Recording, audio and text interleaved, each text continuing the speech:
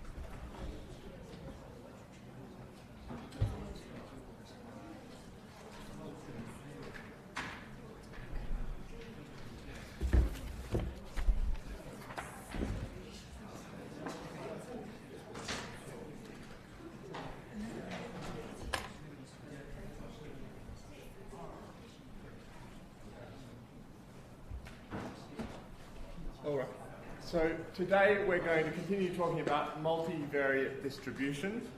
The focus will be on bivariate distributions, which means you have random variables x and y, and you want to know not only how they lie each on the line, but that's not enough information. You want to know how they lie on the plane. That includes information about correlation, covariance, that kind of thing. It includes information about exactly which points are likely to occur, x, y, and which ones are not. So that's called the full multivariate distribution, or sometimes called the joint distribution. So far we've talked about joint distribution, which is, let's just focus on the bivariate case for now, x, y, so it's a random point. And if you're taking samples from these distributions, it might even look like a cloud of points. So we'll want to do like if you take a sample is another word for a lot of IID trials. So frequently your sample might look like some kind of cloud of data. Now note when, in this particular cloud that I've drawn, when the x value increases, the y value also seems to increase. So that's a positive correlation. And that would be a sample, probably, in that case, you can't tell for sure, but that sample looks like it's probably from some kind of continuous distribution because it's giving a cloud-like thing. It's not like there are specific points that it has to land on. And we'll talk about a particular distribution that looks like this a whole lot more. It's called the bivariate normal. And of course, of all multivariate distributions, understanding multivariate normal and specifically bivariate normal is by far the most important to understand. But unfortunately, before we can do that, we have to do a bit more. First of all, we haven't really introduced continuous multivariate distributions at all. And even in the discrete case, I want to keep talking about the discrete case first because it gives you a lot of good intuition and because there are fewer technicalities. So that's, I'll just say that was our aim, the bivariate and multivariate normal distributions. So that's one of which, if you took a sample from that distribution, it would probably look a bit like that. So we'll get to that. That is, of course, a continuous one. Okay. But if we have discrete joint distributions, remember the joint distributions being discrete is equivalent to the marginal distributions being discrete. And so I'll remind you of the word marginal in case you didn't remember.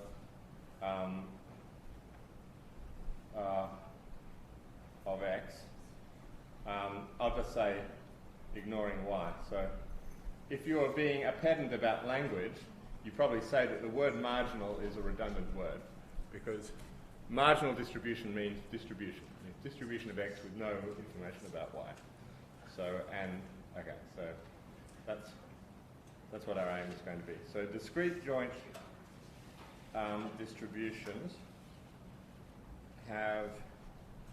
Now there's always a joint CDF. I introduced that last time, and I don't want to emphasize that because, as I said, it's often bad for calculation and bad for having to, having to think about a function that has big steps in a lot of different spots in multiple variables is not very good. So it's better to do the joint PMF, which we remember from last time.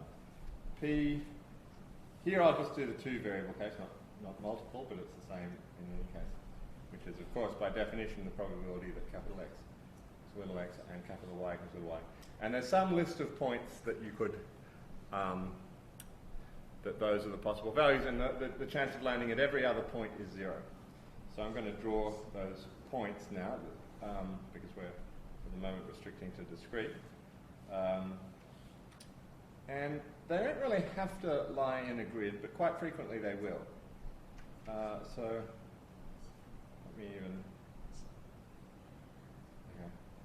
I'm kind of emphasizing they don't have to be integer valued, although very frequently they will be integer valued.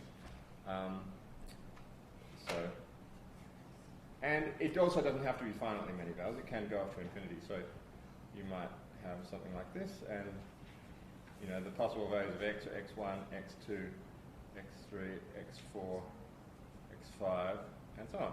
And you might also have y1, y2, and y3. Well, I didn't have to sort them by size, but it's easy enough to draw it that way.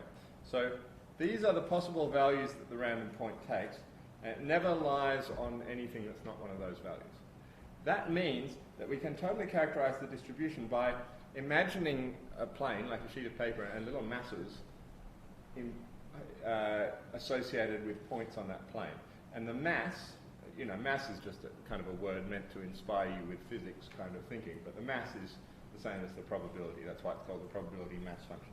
So this would be called P of x1, y1. I'm suppressing the subscripts. This would be P of x1, y2, and so on. And then the mass at this point is P of x2, y1. Now, so you just have a little pinprick of mass, like a very heavy object, just at those exact points. And the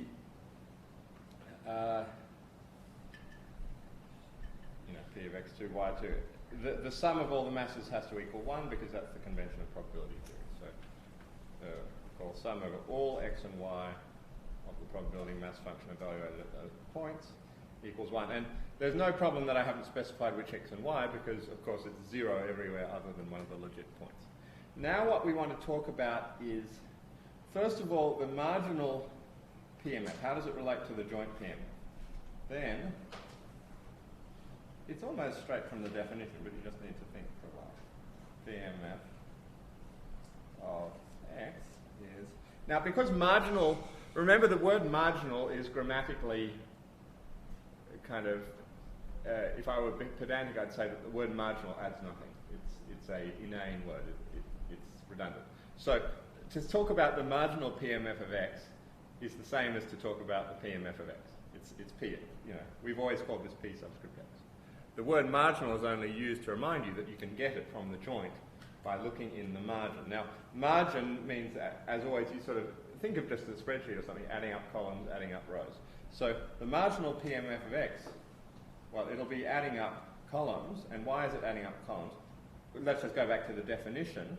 The definition says it must be the probability that x equals x1. That's what it is. Right? Now, I'm just going to sum over all the possible ways that could happen. I equals 1 to infinity. Now, I'm not assuming integer values, of course, but what I do know that there's a list of possibilities. Y equals y. Oh, and sorry, that's a very important thing. X should still be equal to x1 regardless. Right? Yeah, y equals y. And okay, forgive me, I'm going to change that I into a j. It's going to be x equals x1, y equals yj. And that is the sum of j equals 1 to infinity, p of x1, yj. Now, treat that with a grain of salt if you like, because if there were only finitely many, you would just do a finite sum. You sum over all the possible values of y. But if there's infinitely many values, you add it up that way. Now, this is, of course, why is this a valid PMF? Well, of course it makes sense it's a valid PMF. It's nothing other than the sum of every mass that you see in the column with x4 and x1. So it is nothing other than the sum of all these masses are summed up in this quantity. Okay? Now, there's no reason that I need to do x1. I could do x2 or, in general, xi. So I'm just adding up all the columns. Now, I tend not to use the word column or row. It doesn't really matter. But in this picture that I've drawn there, definitely the columns of xi is the same thing, probability that x equals xi. I'll just save the whole. A quicker way to write this, by the way, you could just, sometimes it's pretty clear just to say sum over all y. That means all possible values of y. The non-possible values will give you 0 of p x y of xi, comma y. So in other words, to get the marginal PMF, you just add up over all the irrelevant variables. It's a matter of summation. So that one I'll still do in black because I've been doing all the columns in black. And then when we do, you might also, of course, consider row sums, and that doesn't give you the probability mass function of x, it gives you the probability mass function of y. So once again, unsurprising. I take all these masses at those points, and the operation of taking the marginal is an operation of forgetting. So if I take the marginal of y, that means I forget the x coordinate. So all these points collapse into the one spot. And they collapse into the one spot by adding the masses. So a whole lot of little masses here.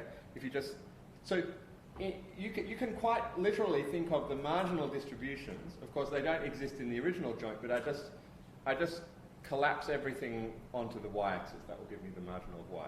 And by analogy, I would be collapsing everything onto the x-axis to give me the marginal in x. So there's a marginal of x just supported on the one x-axis, and there's a marginal in y just supported on those y values. And you can do a very similar addition. There's no reason that all the x and y values have to be positive. It's just easier to draw. They can be positive and negative. And so to the marginal PMF of y is the following. Py of y. Okay, I'll use yj if you like. Now, of course, it doesn't matter what yj is. You could have picked any y value. It's the sum over all possible x values of the joint PMF pxy of x, yj. So, in case you didn't like me summing over x, it's the same thing. If you know the list of possible values, that's the same as summing over the list of possible values xi, yj. So some people might have different views as to which of those is a more desirable notation. Both of them are true. You just sum over all the possible values. So everything's been collapsed onto the y-axis for the y. Everything's been collapsed onto the x-axis for the x. And now, so far so easy. We already knew about the PMF of x. I don't know what that noise is. What we maybe haven't talked about explicitly is what happens effectively within each column or within each row of the diagram. So within each column or within each row of the diagram, we actually have a sort of a subsidiary distribution which answers the following question. If I already know that I'm in the column corresponding to x1, then where does y lie? And as that question suggests, saying if I already know something is a conditioning. It is given that you lie in the column x1, where does y lie? So it's no surprise that this leads to the conditional probability. So I'll phrase it carefully. For any x value for which, now this is quite important, px of x is positive. So remember that's probability that x equals x. Has to be positive. It's not going to work if it's equal to 0. We can define the conditional distribution. Now it is a distribution, but it's conditional of y given that x equals x. Now, this is where the notation starts to get a little more complicated, but you can ultimately do this. So I would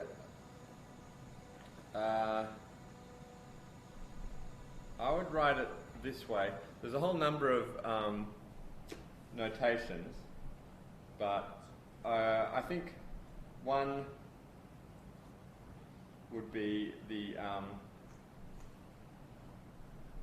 p subscript y of y, but then we have to put in the condition x equals x. Now, some people put the condition in the denominator. That's kind of, you know, you could, I mean, most of these notations is pretty clear what's meant. So you could write y given x equals x. After all, that's all the information you need to know. It is really a function of one variable. And here I am talking about the conditional distribution, but it is with PMF. Okay, so this is a conditional PMF. It is not the marginal PMF we've already seen is p subscript y. This is not a marginal PMF, but it's still a PMF in the sense that it adds up to 1. And it doesn't have to match the marginal PMF, because the marginal PMF is what the distribution of y is with no knowledge of x. This is what the distribution of y is given some knowledge, x equals this exact value. So this is a more informed notion of what the distribution of y is, but you have to know what x is.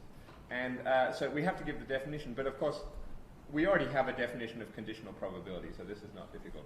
Y equals y given x equals x, and we already know what that is.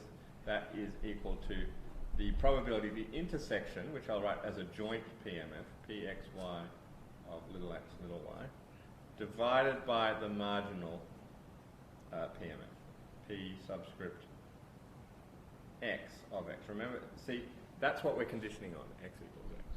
And you see why it was important that this be greater than 0. It can't be defined if that probability equals 0. So this is a perfectly good probability mass function. You get a different probability mass function for each. In principle, it could be different. They could be the same. You get, in principle, a different probability mass function for each specific value of x you want to condition on. We actually made that remark at the start of the course, that every conditional probability measure itself satisfies the axioms of probability, just like the unconditional measure. So this is a new probability measure that satisfies the axioms of probability, and that, that's kind of what the PMF is. And it has all the other accoutrements you would want of a distribution. So CDF, you might, for instance, want this conditional CDF of y, once again given x equals x, evaluated at y, is equal to, exactly what you'd expect, y less than or equal to y. Still the conditioning is on x equals x. We're less interested on conditioning on x less than or equal to x. That's just somehow not an interesting thing to us, because it was arbitrary whether you took a left tail or right tail. What we're really interested in is an exact value of x divided by probability of x equals x. So if you want a formula for that conditional, okay, so let me reiterate these in boxes to make things easier to remember. Okay, so conditional equals joint divided by marginal. If you remember nothing else from this lecture, conditional equals joint over marginal.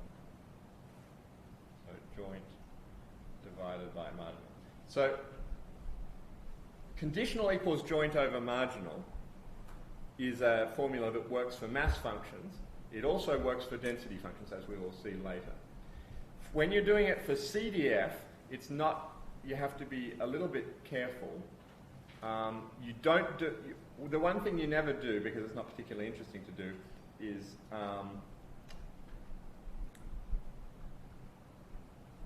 so the CDF, there is no corresponding relation conditional equals joint over marginal. It's a bit harder to say what this actually is. I'm going to give you a formula, but I'll warn you, you won't like it. It's a bit ugly. So let's do this. It is the joint CDF of y comma x. So superficially that looks like the thing that's on the numerator, but it's not actually. Now on the denominator, probability that x equals x, is that a CDF or a PDF or a PMF? On the denominator. PMF, yeah. It's got to be equal to x, not less than or equal to. So this, on the denominator you'll have PMF of x, okay? And the numerator you've got the CDF evaluated at yx, but that's not quite correct because that would be y less than or equal to y, x less than or equal to x, right? And I want x equals x. So this is a bit of a bummer. As you know, CDFs can have jumps. And that actually can be the case here because after all, the probability that x equals x is positive. So that suggests you might have a jump at x equals x. And that's exactly what you subtract. fxy of yx minus fxy evaluated at the same y, comma, x minus. Has everyone seen this notation where, I mean, that's not exactly a function value. It's actually a limit of a function value. Has everyone seen the notation? This is, in case, okay, I'll put an asterisk here. This is shorthand. There's shorthands that we've already used, by the way. F of, this is for any function. F of infinity is equal to the limit as x goes to infinity. Oh, by the way, I've got my x's and y's the wrong way around here. That's silly. So yeah, I should always put the x's and y's in the same order. So that's x minus comma y.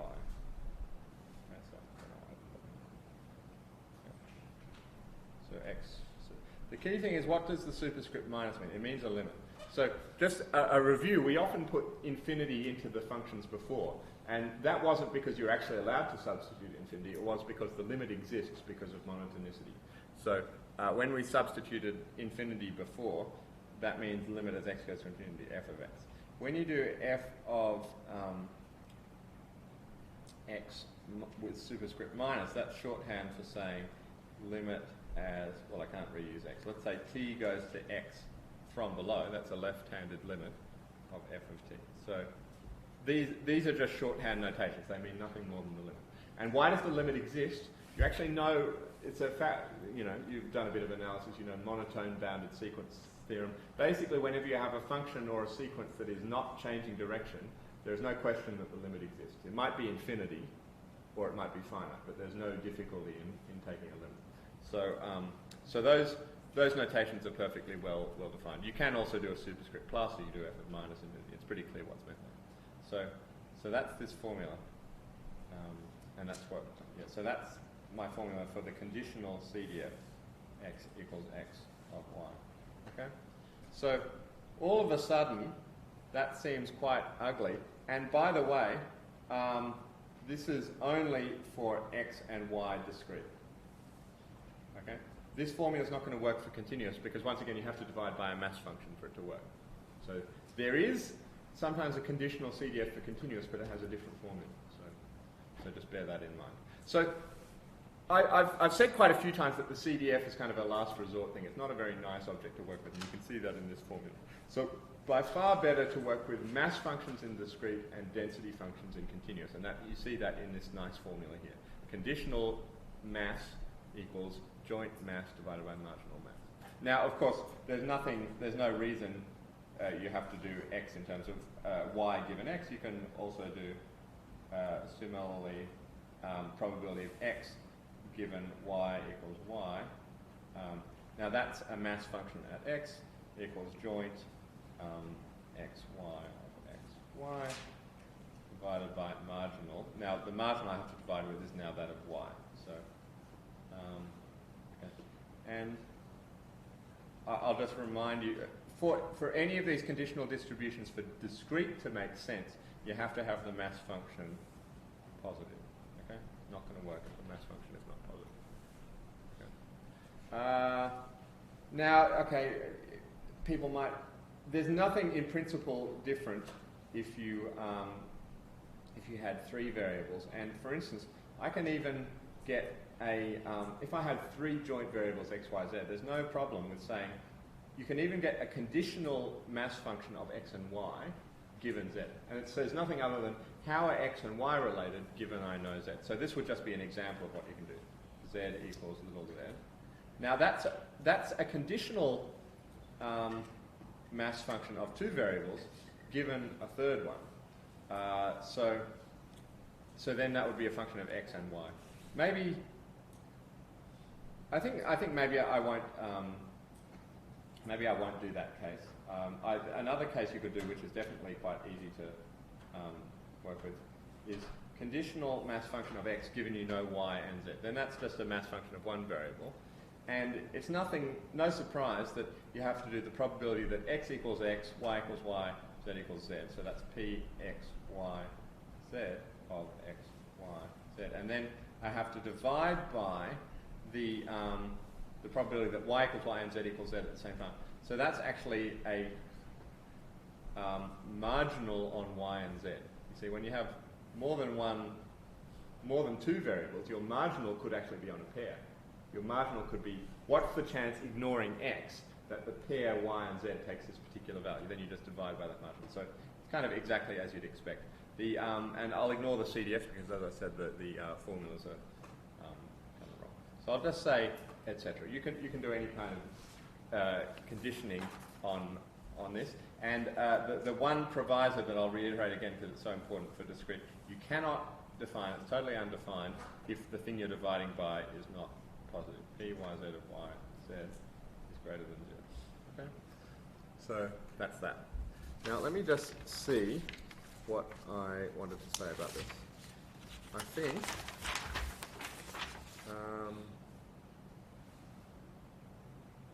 oh yes, independence. Okay. And how does it relate to this? Well, it's easy to see that x is independent of y if and only if okay, so this is, we're still in the discrete world for both x and y.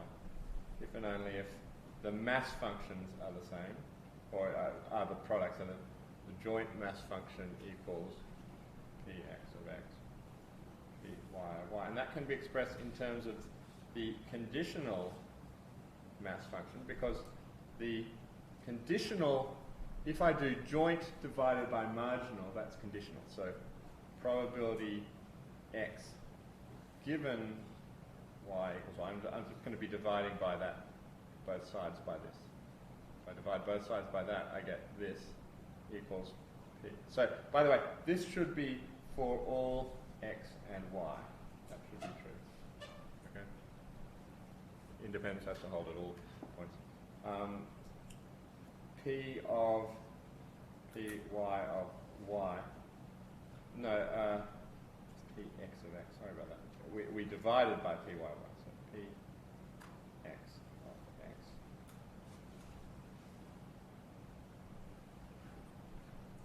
For all x. For all x. And all y such that you can actually define it. Right? It's not even legal to talk about that if py of y is not positive. Okay? Okay. Now, why, somehow, if we're being technical about this, we just want to check everything. This thing is a statement for all x and y, and somehow this is a statement that's for all x and only some y.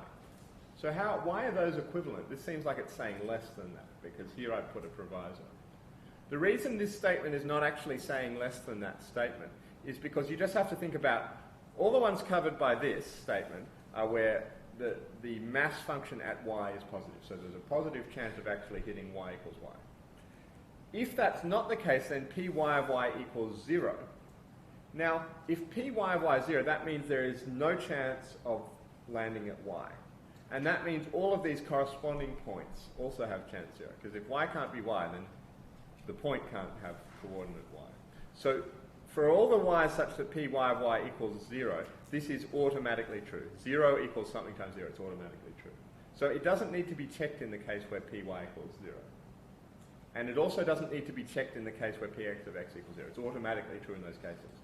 The only cases where it's not automatically true are where P y is positive, and then in that case, so that's why it's an equivalence. And you can do the same equivalence with the x, P y given x equals x.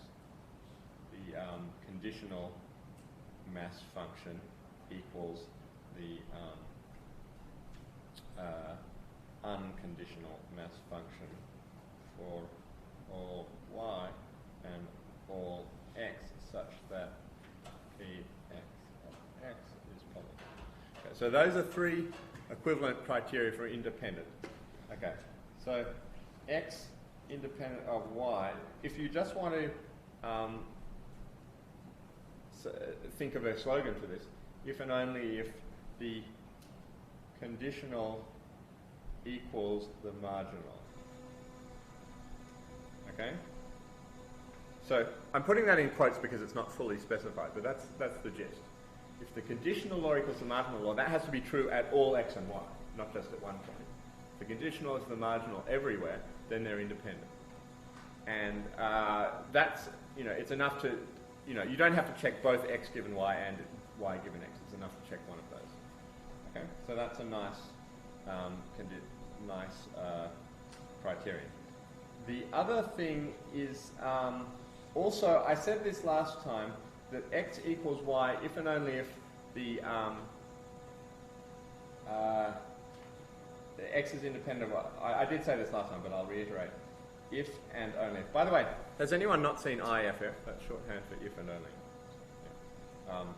If and only if the probability mass function of x, y is equal to some function of x, some function of y for any functions x and y. This is kind of a surprising thing, but the key thing is the range here, because I'll give you an example, and we'll also see in the continuous. These properties that I give you of discrete mass functions are going to be true for densities too. But there's a key proviso: so long as the range is a,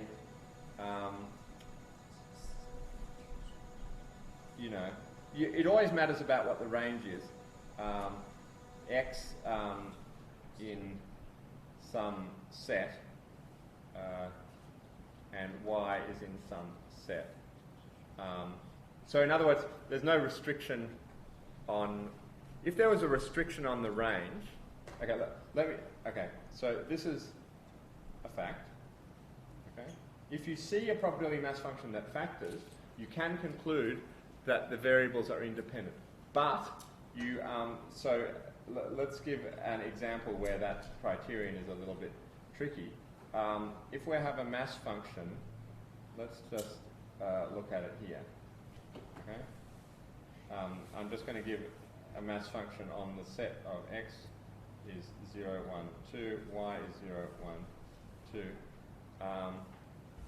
P of x, y. If I define my mass function equals, let's just define it x plus 1, y plus 1. And I'm going to have to divide by some normalizing factor because I need them all to add up to 1. But I'm just restricting to these points. So x and y are integers, no problem there. X and y have to be between 0 and 2, no problem there. The problem comes from the fact that I'm going to say that y is greater than or equal to x. This is the problem condition. So you've got to look carefully at your range. If you have a condition like that, that's a condition almost straight away is going to tell you that it is not, that condition is going to tell you straight away that it is not independent. Because, well, you can see straight away, if x equals 2, then y can only be 2. Whereas if x equals 0, then y can be any of these three values. So knowing x does give you a property. And yet it looks like it's a product. The only reason it looks like it's a product is because the range is not this independent choice of x and y. This is so. And let me just. I have to make that work out. So let me just think of the masses I've got at each point here. I've got 1. I've got 2. I've got 3. I've got 4. I've got. sorry, now I have to make this work out, and then I've got 9. So I have to add all these up, 18, 24, 25. So I just put 25 there because that will make sure I now have masses that add up to masses that add up to 1. Okay. And let's just check that. This is a nice concrete example. We're now going to check the other conditional, x independent of y if and only if conditional equals marginal, because a naive person might look at this formula and say, oh, look, it factors something of x times something of y and say it's independent. It's not because of the range. Okay? Now let's double check our work there. That so, you know, x here is not independent of y. Okay? Not independent. I'll just say because of the range, you know, in case you're wondering why that fact didn't apply. But, you know, we'll check that from another angle. Let's do we can do it very explicitly, conditional PMS. Now, because this is a small scale example and there's nothing particularly special about this, I'm just going to do that. And before we do conditional PMS, I want to do the marginal. Okay?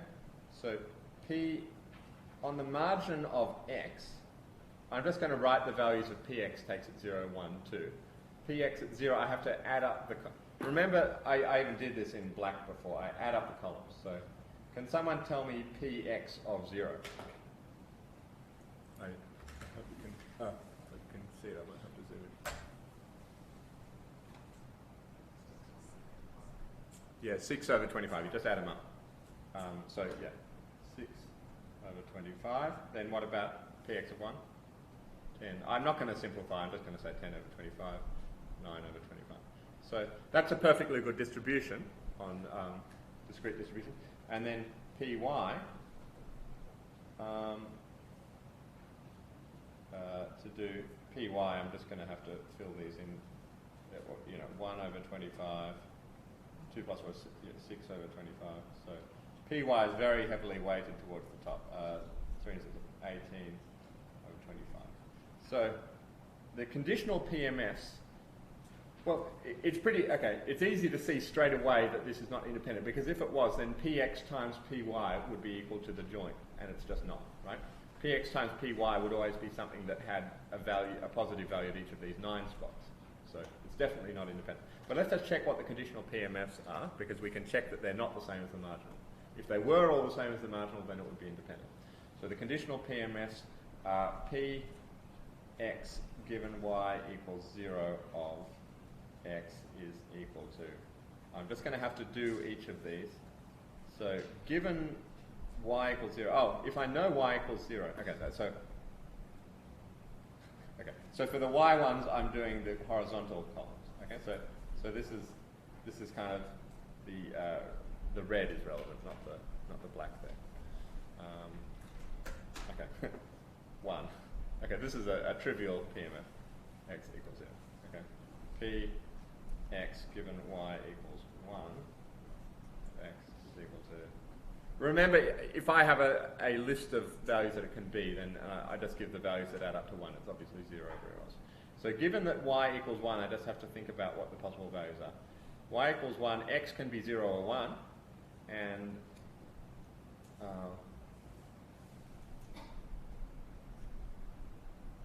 it's 225 to 425. So it's just in proportion. You divide by the total, which is 6 over 25. So 2/6 and 4/6. I'm not even going to simplify, because I feel like simplification would make it, you know, less clear what was going on. You know, you just look within that red envelope. 2/6 of the maths is here and 4/6 of the maths there. Nothing hard. P x. So straight away, as soon as you have even one of these conditional PMFs that's not the same as the marginal, you know it's not independent. But let's just finish and evaluate them all, because it's always good to do an example. So given y equals 2, you just have 3, 6, and 9 divided by 18. So 3, 18, x equals 0, 6, 18, x equals 1, 9, 18, x equals 2. So those are the conditional PMS. And let's do them the other way around too. Py given x equals 0. This now has all 3 possibilities in proportions 1, 2, and 3. So just 1, 6, 2, 6, 3, 6. That's for y equals 0, y equals 1, y equals 2. Probability y given x equals 1. I'm going to have to look back at my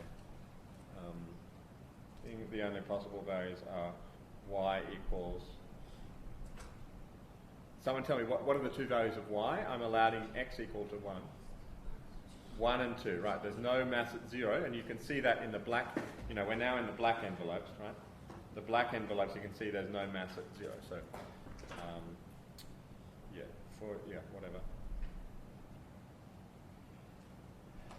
There's 10 total, so 4 tenths at 1 and 6 tenths at 2.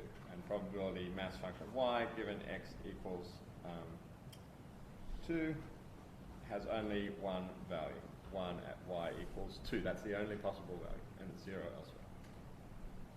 Okay? So that's finished. Now, I'm emphasizing PMS. Although you might be able to do something with the CDF, it's just not interesting, so we won't do that. Emphasize the PMS. Okay, so that's a trivial little example. It's not independent, and one thing that we can do is, let's even give some definitions, which will be useful later, is that we already know, actually maybe I'll have one theorem before the definitions. The theorem is not super obvious because we gave a definition that was kind of abstract of expectation that worked in all cases but was not good for calculation.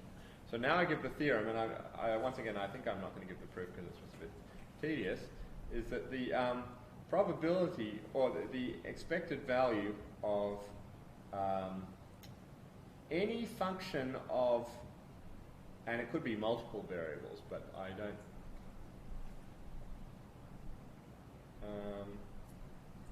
I'm going to state it for multiple variables, n variables, even though it could be for just one variables.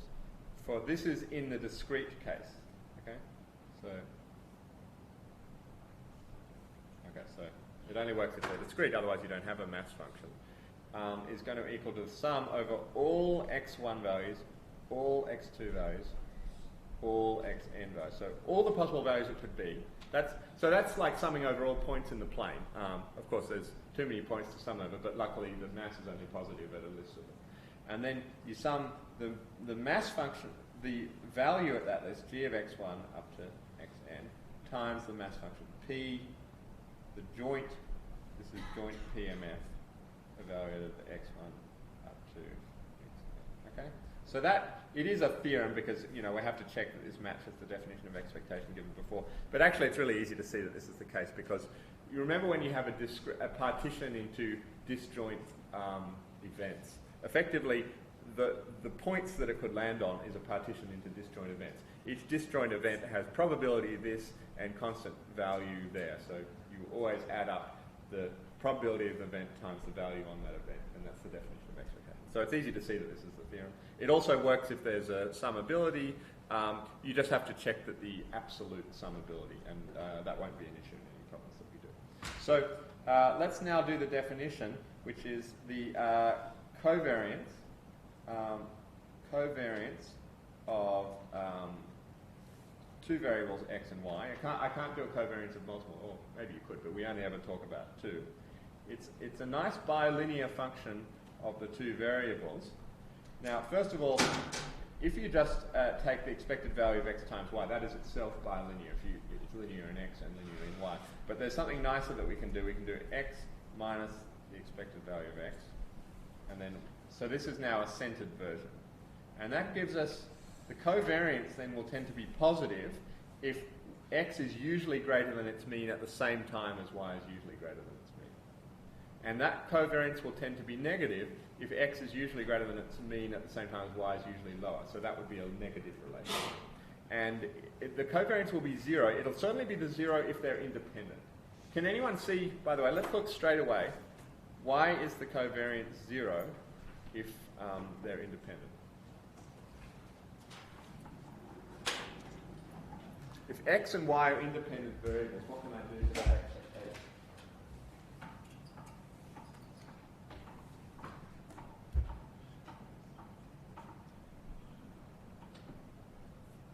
Okay, if you can't see straight away, what you can do is factor it, expected of the first factor times expected of the second factor, and each of those is 0. Another way to see it is this proposition, is that covariance, now this is, I'm not even going to give the proof, it's an easy expansion, x, y. This is like the calculation formula. It's the expected value of x times y minus the product of the two means, expected value of x, expected value of y. Okay. Okay. And then I'll just say in particular, so a follow-up from that is that x independent of y implies, now this is only one way implication, covariance x, y equals 0. Do not assume that it's the other way implication. It's most of the time it's not. Right? Because this is, if you think about it, independence tells you like thousands of, or infinitely many different pieces of information about every different interval on the plane. So it's a very detailed piece of information. Whereas covariance is just one summary statistic, one single number. So one single number can't possibly sum up all that information. Okay, so if x is independent, then the covariance is 0. Now, if the covariance is 0, you can't say from that it's independent. You might have a hypothesis, but you can't prove. Now, let's also have a definition while we're about that. Now, this is called the sometimes called the Pearson, or just the general correlation coefficient. Now, the advantage of, well, even before I do the correlation coefficient, I'll say covariance is bilinear. Okay? That means it's linear in x and linear in y. So covariance, I'll just do it for x. Ax plus by with z equals a covariance x z plus b covariance y z. That's an easy algebra to do. And also the same will be true in the right hand side. I'll just say it's symmetric. The symmetry is obvious. Covariance of x y equals covariance of y x. That symmetry is obvious. The bilinearity, maybe you need to check it with some algebra. But that, linear in the first variable and symmetric means it's linear in the second variable.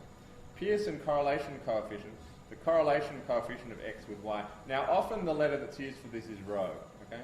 Rho, you can do rho xy if you like, equals covariance of xy divided by the product of the standard deviations, so variance of y.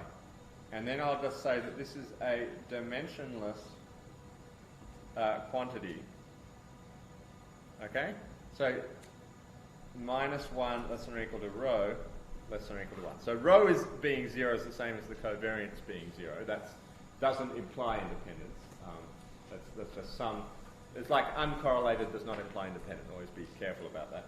But rho equals 1 implies actually that y equals a plus bx for some constants, a and b.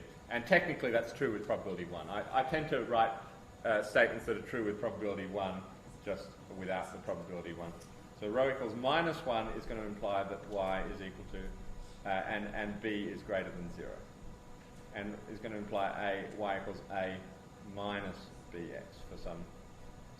So this is a negative association, a perfect negative association, perfect positive association. And 0 would happen if it's independent, but also in lots of other cases. That's correlation coefficient. So I've introduced the most basic definitions for multivariate cases, but I've not yet done continuous multivariate distributions. We'll do that at the start of next term. So where you can look forward to doing that in some great detail. But you've actually seen all the important results about conditional equals joint over marginal. That's you effectively replace mass functions with density functions, and everything works exactly the same. So you've sort of seen a preview of all that, but we'll do it in great detail next week. You've got 2 weeks of break, and I hope you enjoy that. Thanks a lot. And you can always email me during the break if you have questions.